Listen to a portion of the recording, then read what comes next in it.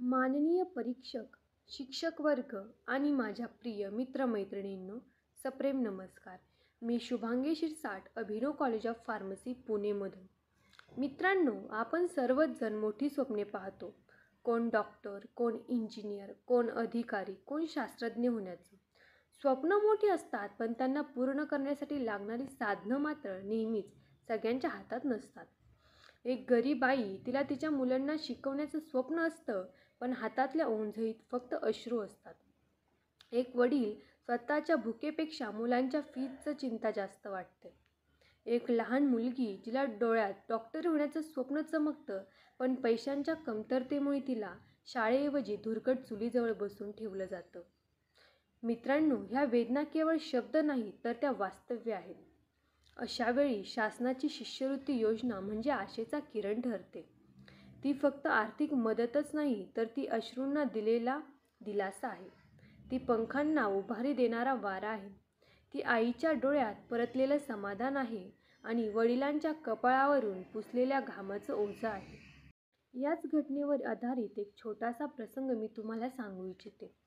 माझ्या गावी एक शेतकरी मुलगा होता. वडिलांच्या हातात कर्जाची चिठ्ठी आणि आईच्या डोळ्यात चिंता आणि त्याच्या मनात डॉक्टर होण्याचं स्वप्न.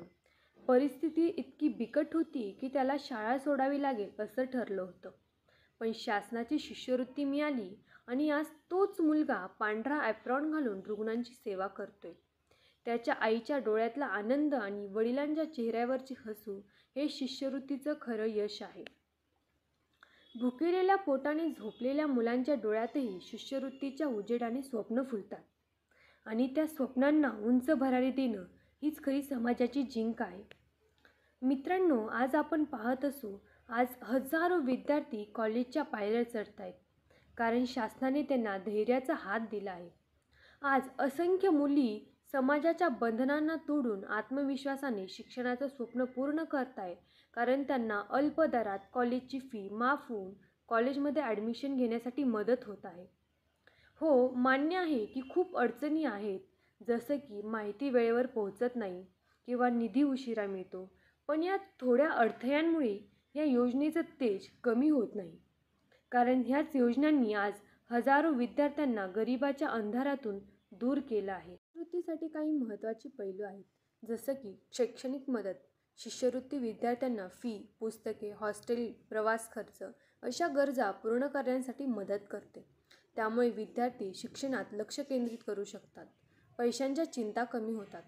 समाजातील समान संधी वाढते, जसं की आर्थिकदृष्ट्या दुर्बल विद्यार्थीही श्रीमंत मुलांप्रमाणे उच्च शिक्षण घेऊ शकतात. गरीब घरात जन्माला आलो, पण माझं भविष्यही उज्ज्वल आहे अशी भावना विद्यार्थ्यांना मिळते. मुलींसाठी प्रोत्साहन वाढते. अनेक शिष्यवृत्ती योजना खास मुलींसाठी आहेत, त्यामुळे त्यांना शाळेतून कॉलेजपर्यंत शिक्षण घेण्याची ताकद मिळते. बेटी बचाओ बेटी पढाओ या संकल्पनेने प्रत्यक्ष आधार मिळतो. प्रतिभेला संधी मिळते. अनेकदा हुशार मुलांना आर्थिक कारणांमुळे स्वप्न सोडावी लागतात. शिष्यवृत्तीमुळे टॅलेंट कधीही वाया जात नाही, हे खरं होतं. माझ्या या पूर्ण भाषणातून मी शेवटचा संदेश हाच देऊ इच्छिते की शिष्यवृत्ती ही दान नाही, ती विद्यार्थ्यांच्या स्वप्नांची जीवनरेषा आहे. ती ज्योत जर प्रत्येक घरात पेटली, तर या भारतभूमीत कोणतंही मूल पैशाअभावी शाळा सोडणार नाही. कोणतंही स्वप्न गरिबीपायी कधीही विझणार नाही. जय महाराष्ट्र, जय हिंद.